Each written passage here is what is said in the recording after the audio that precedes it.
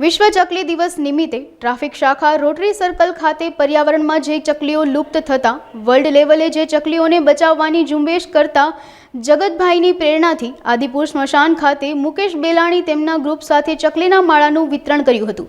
આ સેવા કાર્યમાં કર્તવ્ય ગ્રુપના ફાઉન્ડર હંસરાજભાઈ કીરીએ સહકાર આપ્યો હતો। આ કાર્યમાં સમાજ સેવિકા ડોક્ટર સુનિતા દેવનાની, નેહલ ચાંપાનેરી, નીતા ચૌધરી અને ટ્રાફિકમાં ફરજ બજાવતા માધાભાઈ ચૌધરી ઉપસ્થિત રહ્યા હતા।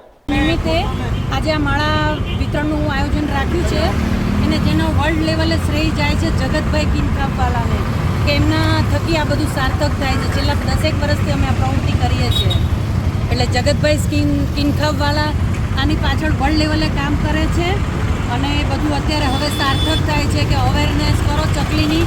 પર્યાવરણ અત્યારે પર્યાવરણ ઓછું થતું જાય છે, એના કારણે ચકલીઓ બધી લુપ્ત થતી જાય છે।